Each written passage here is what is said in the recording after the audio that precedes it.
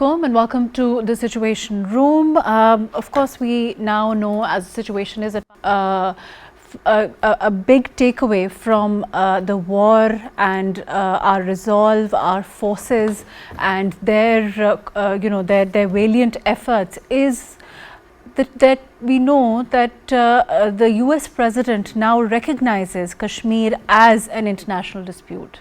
We'll be talking about the ramifications of this development and what it can mean potentially for Pakistan, for Kashmir, and of course the war and the struggle that the Kashmiris have always fought. They've been valiant. Pakistan has stood by them, and what this can mean for those efforts as far as the Kashmiris are concerned, as far as our brethren in Kashmir are concerned, as far as our Pakistan is concerned, and overall our struggle against Indian terrorism in Kashmir is concerned.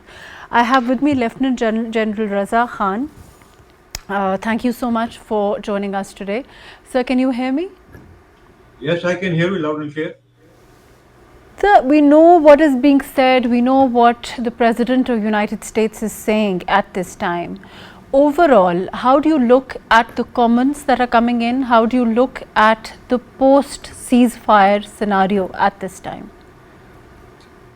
Okay, Bismillah ar-Rahman ar-Rahim. I think, yes, this is the latest development that Mr. Donald Trump has made a mention of mediation or facilitation, whatever you may call it, to resolve the Kashmir issue.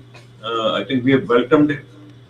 Probably, the Indians will not welcome it because they believe in bilateralism, and the United States and the world and everyone knows that bilateralism between the contentious issues has failed in the past. It failed, now in the post-Pahalgam event, and it is likely to fail again. And therefore, the answer in this is multilateralism and implementation of the UN Security Council resolution. Having said that, I think what has happened is that the Indians' imaginary old narrative that it will continue its aggression and terrorism in Pakistan, and that Pakistan will only absorb it and it will not respond. That narrative has been, I think, put to rest, hopefully permanently, and I think what has been established now is a narrative wherein Pakistan's conventional deterrence alone has now prevailed. There was some erosion in that, in the beginning, but I think that has now been corrected, and I think that is going to be now the new norm. Not what I think what you're saying exactly, there's always been some delusion, and I think on the other side of the border as to conventional warfare, as to comparisons that were made, and and that they were said to be more favorable for the other side. Like you said, this puts to rest all of that. It also puts to rest a lot of, unfavorable comparison between Pakistan and India and the power of the military mights. Where one can, the comparisons that were made in terms of equipment, in terms of, the man behind the gun, as they say, the technology that Pakistan and India has. And we've seen all of those having been refuted, very aptly in this war. Do you think that India underestimated Pakistan and that has come out very clearly? Yes, as I said, they were dreaming in an unrealistic world, and they have been awakened from that. And of course, it was our better training, our better motivation, our faith in our just cause, which was based on the defense of Pakistan, and we responded in accordance with the international norms, which are outlined in the UN Security Council, Chapter 51, exercise our right to defend ourselves, and the whole world saw why we did that. There was aggression for a very long time inside Pakistan. There was severe provocation. We still waited, to give diplomacy a chance. But when nothing worked, then we exercised our right. And I think that the whole world has seen the outcome of that. We agreed to the ceasefire from a position of strength. And also, I think the whole world saw that despite our offers to India to undertake an independent, neutral kind of an inquiry into the Pahalgam incident. They refused to do that, mainly for the reason that they were themselves involved in that incident, and if they carry out an inquiry, then the entire blame will go to them. I hope now some sense prevails and they can still take on that investigation so that things become clear to them. Having said that, I think I'll also like to add that a lot of credit is rightly being given, to the superiority of some of our Chinese equipment. That is true, but again, the skills of the Pakistan Armed Forces in the employment of all those weapons, Chinese as well as other origin weapons, I think that is also a major factor that turned the tables. There's also a lot being said across the border in terms of, spinning narratives. Of course, there's also reason within their regional issues, their domestic issues as far as India is concerned. For having, there are questions, why did India propel itself and, into this war? This hastily cooked false flag operation, as we saw. We also saw, the way the FIR and the loopholes. Of course, we saw the conference by ISPR. When he spoke to the international media also, those were put forward. And then, like you said, the questions of an inquiry have remained unanswered to date. The questions on those FIRs and why they don't correspond with their own laws, with Indian laws themselves, are still unanswered. So do you think that those questions India is asking itself, and do you think it's possible for them to spin this at all in any way, shape or form? Well, they've been trying that, but I think they all have failed. And I think we all know about their bigger objectives for this entire drama. They wanted to win the elections in Bihar. I hope now with the outcome of whatever has happened, they should not be winning that. Modi also wanted, to win his third term if he had won. And there were other objectives like creating a casus belli for holding the Indus Water Treaty in abeyance and branding Pakistan and Kashmiris as terrorists. I think all those objectives, perhaps they've all failed, and they should learn a lesson from that. I think the losses that India has suffered, they should calculate that. And I think they are being calculated internationally. Jensab, do you think that it is possible, I mean, for them, like you also said, that whether the calculation of losses and for underestimating a country like Pakistan, for to be able to and to propel the nation, Indian nation into this war to gain, for political gains as far as Modi is concerned, is something that is, for short-term gain, for political gain in this manner is something that their opposition also initially asked about. They also spoke about, why why are there these loopholes? Why was there no intel as far as this operation was concerned, considering where it was, and where did how did the terrorists according to them come and then disappear into the Pakistan territory? So these are all the questions. Do you think that when we sit together tomorrow, these are also going to be questions that are going to be on the agenda? Well, I'm not sure about that, and as I said, officially, they haven't responded to these questions asked by the opposition, their own opposition, and some of their media houses. But I think what Pakistan would like to bring on the agenda is what their narrative now is on the Indus Water Treaty. And if they stick, to the same narrative, to the same policy, then obviously I think this ceasefire is going to be very, very temporary. And Pakistan has already said that if they try to steal our water, then that will be an act of war. That actually should be a priority for both countries and the international community now to resolve, along with finding, an ultimate solution to the Kashmir problem. When it comes to India's, holding of the Indus Water Treaty in abeyance, I think they must understand that we are not talking now only about the Western rivers. Once they have held this, Come back to you. Let me come back to you. We also have with us Ali Sarwar Naqvi, former ambassador. Let me come back to you. Naqvi Sahab, can you hear me? Yes, I can hear you.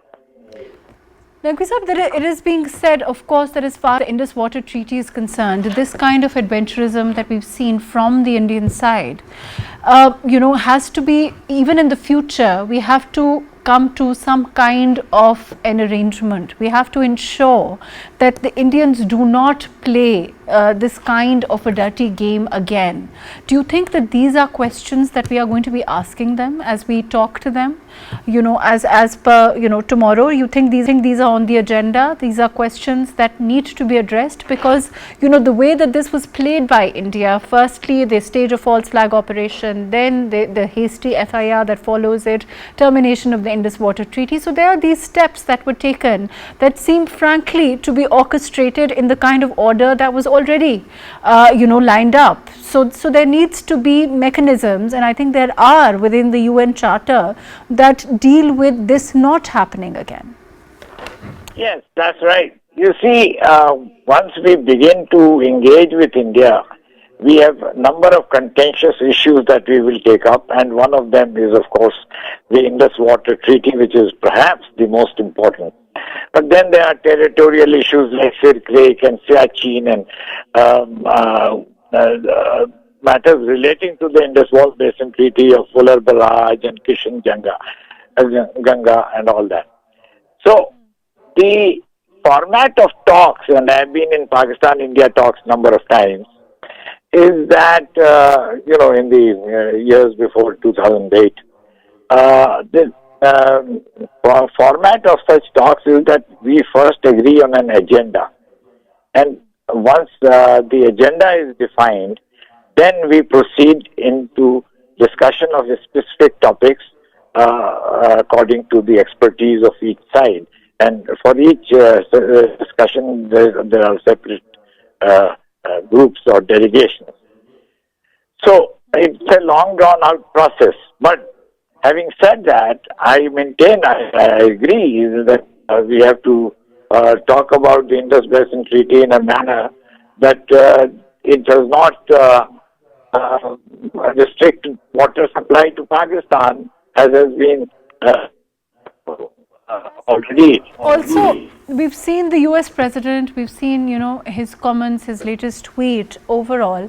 What do the fact that it's an acknowledgement, one, that this is no longer a bilateral issue.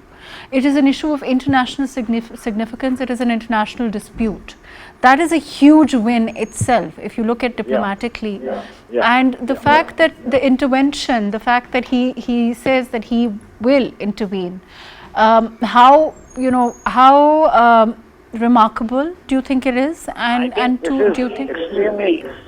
is extremely important, because in the past we have had bilateral discussions under the Simla Accord, and India has always rejected any point raised by Pakistan and said that they will not entertain discussion on the subject. So that being the case, we have to depend upon the intermediary And if it's an intermediary like the United States, then that very strongly strengthens our position, and we will be then able to take up and all the issues that are of concern in regard to our bilateral relations. And in this regard, I will say that the other issue, apart from the Indus Water Treaty, is Kashmir, and also the issue of terrorism. I mean, why are we accused of sponsoring terrorism when they themselves are involved in terrorism in Pakistan? So, all these very, very pertinent. I want to come to that. I want to come to that. I think it's extremely important what you are saying, that, why are we accused of perpetrating terrorism within this region when the reality is so far different? And that, do you think, is something that has to be taken up very, very vociferously, very, very aggressively, because, we know that since the get-go, Pakistan has sacrificed our women, our children. Pakistan has bled numerous times because of their fight on terrorism, many times not our own fight. Do you think that, this is something that the world will finally acknowledge? They have to, because, the world has not bought the Indian argument that terrorism in Pahalgam from Pakistan. The Indians could not prove it, and no world leader has referred to it. So this shows that the world has not bought their story, and therefore we should build on it and say the entire narrative of India against Pakistan on terrorism is wrong. We are the victims of terrorism. We have dealt with terrorism. We have deployed our troops to fight terrorism. So how can Pakistan be accused of sponsoring terrorism? And this we should take up with India once and for all to sort this out and not have them accused all the time. What kind of a proactive diplomacy do you think is the need of the hour now to, of course, drive this point home as far as India's perpetration of terrorism is concerned, as far as their role in labeling Pakistan as a terrorist state is concerned, as far as Pakistan and its sacrifice on the road to combating terrorism that comes from other regions, that comes from other countries is concerned? What kind of proactive diplomacy is needed, do you think, at this time? We have already a very finely developed case. We have our dossiers. We have evidence. We have their spy, Kulbhushan Yadav, still in our custody. So we have to present all this and convince the world that it is wrong to allege all this against Pakistan, and that is what India has been doing, and that is against all state behavior. Jansab, do you think India was ready for this kind of, an international community that is asking the questions that it's asking today? Do you think India was ready that the international community would turn around and ask them, where is the proof? That the international media would ask them questions that they unfortunately, they have obviously not been able to answer. They haven't been able to answer those questions that the international media has put to them. Therefore we've seen warmongering, we've seen a lot of abuse that's come from across the border. Do you think that they were ready for this? They seem to have been living in this kind of a utopia where they thought that, they would put up a hastily cooked false flag operation in front of a state which they have no idea the power of the military, they have no idea of the power of our forces, and our preparedness seems to have been massively underestimated on the other side. So let me first complete my argument about the Indus Water Treaty. I think if dialogue fails on the Indus Water Treaty, then our position is very clear. And as I was saying, it's not now about the Western River alone.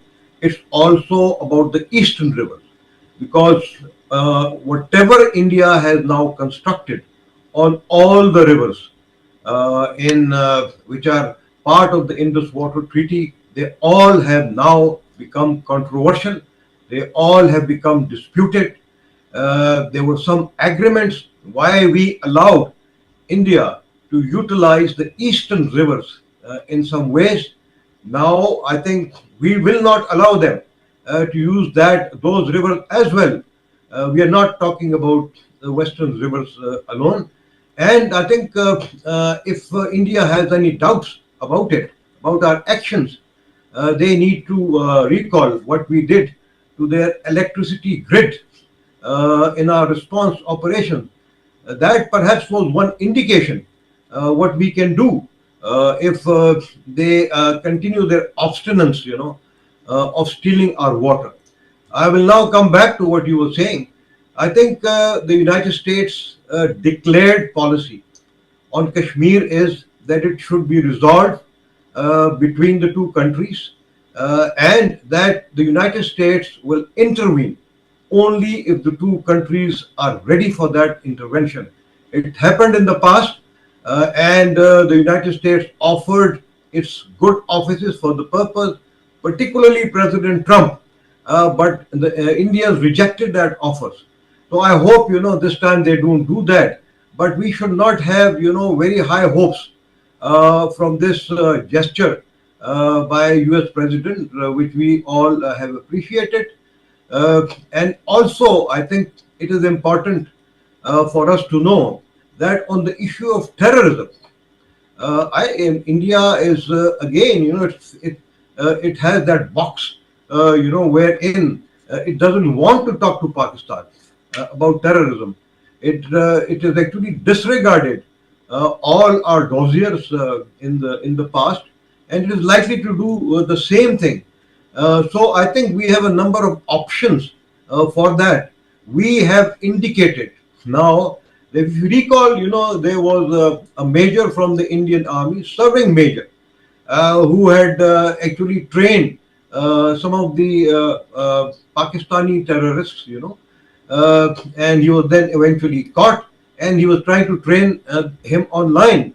That position in the Indian held Kashmir has been destroyed, has been obliterated. That's the kind of message which Pakistan is sending to India. And I think that is the only language which it understands. It is not going to listen to, any other arguments. And I think that, as I said, will now be part of the new norm as far as terrorism is concerned. And I think the earlier the Indians and the international community realizes this change in our policy, the better it would be. We know that the way that we have had cooperation in terms of our military, in terms of our on equipment generally with China, of course, has come out on a huge scale. Do you think in the future it's going to increase? Of course, we have a long-standing friendship, we have a long-standing relationship with China, and it has come out in the kind of cooperation that we've seen. On equipment, on military arsenal, and do you think that that's something that's probably going to increase in the near future, the way that we've seen it during this war particularly? I think the military-to-military cooperation and the defense cooperation between Pakistan and China is all weather, and it will be increased if needed. There should be no doubt in anybody's minds about that. But I think what now needs to increase more is the economic cooperation between Pakistan and China, and to safeguard it against terrorism by India. It was only today, that the Congress president, he actually told the government that one of the major objectives of India has been to isolate China from Pakistan, and that the Modi government has failed now when they undertook this aggression against Pakistan, although he had actually supported it. So I think the world knows, and Pakistan and China also knows, that they are undertaking terrorism against Chinese citizens in Pakistan. I think China and Pakistan would now very clearly understand this and will respond accordingly. At the same time, I think the government of Pakistan and the Chinese government should now collaborate more on construction of additional dams in Pakistan, on conservation of our water, which is wasted every year during the monsoon seasons.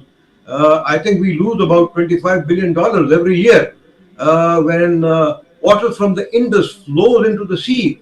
I think we can cooperate with them in those kinds of projects so that even hypothetically speaking, if India partially succeeds in its sinister design of stealing our water, we would be in a position, to still have our storage, our dams, and our water conservation, and we'll be able to beat even that effort. Sir, as far as, for a while we've been hearing a narrative come from the other side of the border, even before. If we look at, what happened, what transpired as far as the war is concerned, the more recent spate of aggression that we've seen coming from the Indian side. More than that, they've proceeded with a narrative of isolation as far as Pakistan is concerned, saying that, we're regionally isolated, that, we are as a country do not have neighbors, we do not have neighbors that have the kind of relationship with us that will stand with us in terms of, our relationship with other countries.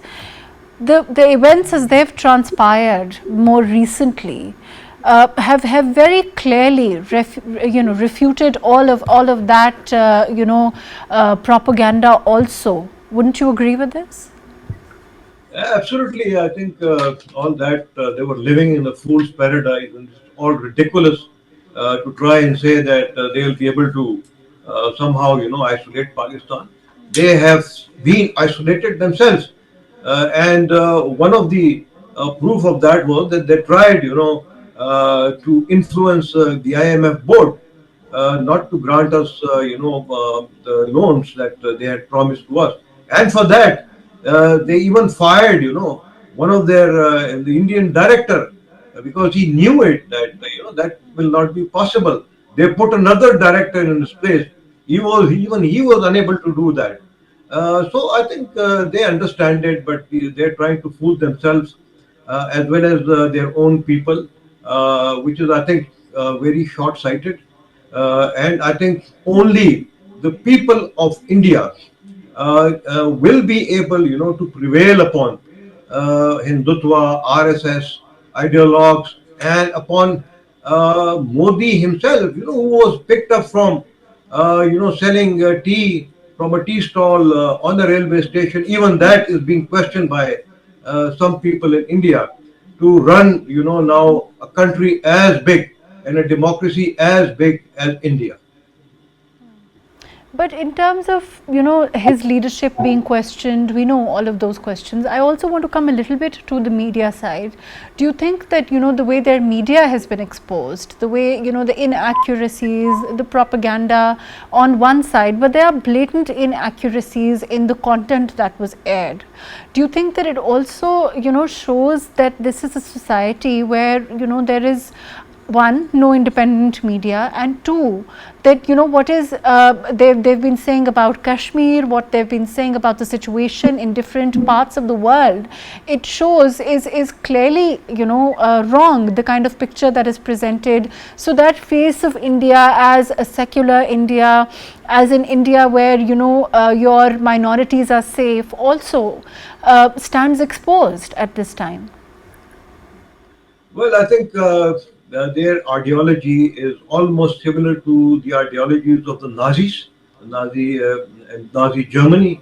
If you recall, in World War II, Goebbels was the propaganda minister of Hitler, and his the only panacea, for imposing his own narrative on his people was to tell lies and repeat them again and again, so much that it appears to be the truth. This is exactly what is happening in India, which is so unfortunate. And I think the other means that Nazi Germany used to use and which India is replicating is also, to cripple any dissent or any truth which they want to suppress. So I think this is actually not good for neither India or world peace or for the progress and development of Indian democracy. But unfortunately, the people or the opposition is either incapable or unwilling to do anything about it. I think one of the things that you mentioned, and I think it's very apt, is that they're the questions that are being asked that should be asked within them, if they allow so. We know more recently that the voices, the more saner voices, have been quelled. There's been there don't seem to be any independent criticism allowed in India, in Modi's India at this time. As far as moving forward is concerned, the reality is that India is our neighbor. The reality is that that unfortunately can't be changed. Do you think that this interaction can perhaps emphasize that they need to change their attitude towards a neighbor that stands shoulder to shoulder with them, and stop this crap, excuse my language, about Pakistan as an undermined nation, as a nation that doesn't have military might, as a nation that cannot stand up to them, and need to come to some kind of a working relationship with Pakistan and stop this kind of interference? Do you think that realization can seep in at some level, or you think that it's not possible in Modi's India today? I think there has been some reality check now, and I think it is sinking in the minds of the Indian leadership themselves. I was reading, Bloomberg and some other economic journals, and which said that the international investors became very jittery, when they saw what is happening between India and Pakistan. And when Modi decided, an aggression against Pakistan, they saw the uncertainty and instability. I think Apple now was, I think, in a big way coming back to India because of the imposition of Trump on China, imposition of tariffs by Trump on China. But I'm sure, if they see that there is so much of instability, and if there is war going on between India and Pakistan, and India and almost all its other neighbors, they are not going to stay there. In fact, no investor is going to be staying in India for long. So that is, I think, one major factor which might dissuade India to change its present policies on Pakistan.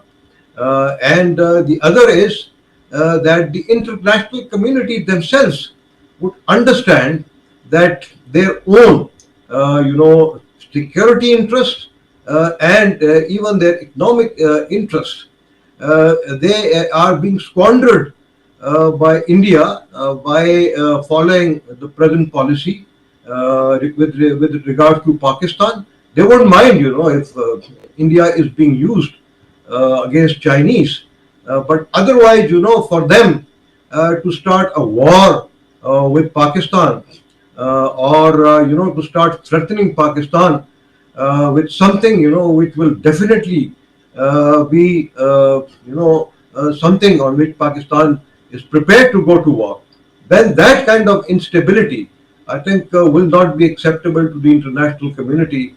And I think whatever influence they have, they would start exercising that from now onward. I hope so.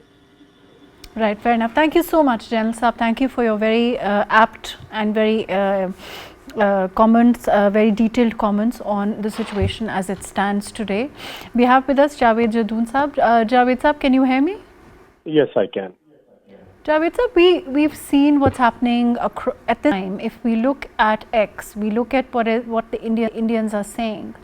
You know, one would like there to be sanity on the other side. One would like there to be a realization, whether a seeping one, that you know there is a neighbor like Pakistan that has demonstrated military might, demonstrated you know, if not more power, then you know at the very least complete equality in terms of our military, and the far superiority of the skill of our military, our air force. That realization is only, unfortunately it seemed, being festered by more delusions. If we look at what the Indian feel is, if we look at what the Indians are saying on their social media accounts, do you think that this is a denial? Do you think, or you know, that they don't seem cognizant of the reality at all? Mahrukh, thank you very much. I think we must understand that the kind of a treatment meted out to the Indians by the Pakistan Armed Forces, Indians never even imagined in their wildest dreams that they would be defeated so comprehensively by the Pakistan Armed Forces, and especially Pakistan Air Force, which literally outclassed and outwitted the Indian Air Force. And even the very eminent strategic experts are now acknowledging that Pakistan reestablished its conventional deterrence, and its Air Force turned out to be the most superior Air Force as far as the two Air Forces were concerned. And the contest, which was probably every strategic expert believed that was in favor of India when the conflict started, and they always thought that the numbers game is in India's favor, and they got the latest fighter planes, the Rafale, and they had the Russian-made very advanced fighter planes as well. But what really happened now, even the most neutral strategic experts and members of the think tanks, I can give you a very recent example of a former U.S. Deputy Secretary of State who is also part of a think tank in Washington, Stephen Bryan. He said that now it is a matter of concern for the NATO countries as well, because a Rafale fighter plane is a frontline fighter plane as far as NATO is concerned. And they always believed and thought that the Chinese technology was trailing behind the Western technology. Now what really turned out to be the case, that the Chinese made fighter plane J-10C and its onboard air-to-air weapon systems, including PL-15, literally outclassed the Indian defense strategies and Indian defense technologies and its Rafale. And one more important thing I would like to add, Mahrukh, that the same the Deputy Secretary of Defense said that the question is that the human resource quality has also found to be superior as far as the two air forces are concerned. That is the kind of acknowledgement which Pakistan is getting now. I feel a proud Pakistani today that we confronted a much larger air force and a much advanced air force, and ultimately they ended up with very significant losses in terms of 6 fighter planes lost, including 3 Rafale. Now you're talking about the Indian social media. I think that is the most irrelevant social media. What happened in India in the wake of this contest between Pakistan and India? Probably they didn't have any narrative to peddle. The kind of a fake news, disinformation, and misinformation they were peddling on the social media. Even the people, serious-minded people inside India, they refused to buy what was being said on the social media. Sahi Tharoor is one gentleman, Congress leader, when he was told by a reporter that India, a bigger country, and then he referred to the 1971 debacle and so on and so forth. His answer was so pragmatic. He said, today's Pakistan is not a Pakistan of 1971, and India is up against a country which has very formidable armed forces, and the conflict, if it continues, India will also be bruised and Pakistan will also be bruised. I mean, there are realistic and sane people in India who understand that Pakistan outclassed the Indian Air Force, and the kind of response and retaliation, I would call it retribution, which Pakistan gave to India. Mahrukh, believe me, they never expected this kind of a retribution from Pakistan. Hitting Pakistan's 3 air bases in the middle of the night, and then the way Pakistan responded with massive force, with precision, and with all the technical objectives achieved. Probably every Indian defense strategist now must be wondering what really happened, what went wrong with them. So I think the social media is most irrelevant. Even the mainstream Indian media has been left, lost its credibility. The way they were reporting, I heard, you must have seen one of the episodes, NDTV, which was considered among the responsible television channels, and the anchor is asking a reporter to report what is happening on ground from Srinagar, and the reporter is heard saying that you guys press us, you shout and call us to give reports, and then later on you say that why you are peddling the fake news. I mean, they're totally discredited as far as the social media is concerned or the mainstream media is concerned. You must have seen the latest images. The Cabinet Security Committee of India, look at the faces of Prime Minister Modi, and look at the faces of the 3 services chiefs and their defense minister, and is telling the story, what went wrong, what happened, how they were taken by surprise, how they were bloodied, their faces were bloodied by Pakistan. And it's not Pakistan which is acknowledging, it is the global recognition. All the major newspapers, including the strategists, now they are saying that Pakistan turned out to be the most, Pakistan Air Force turned out to be the most superior Air Force in the region. Mahrukh, that is the real story. Right. Thank you so much, Javed Saab. Thank you for your very valuable input. We will be taking a short break, after which we will come back to talk about the situation as it stands today. India being flabbergasted by the power that Pakistan's forces have shown in the face of their needless aggression. Please stay with us.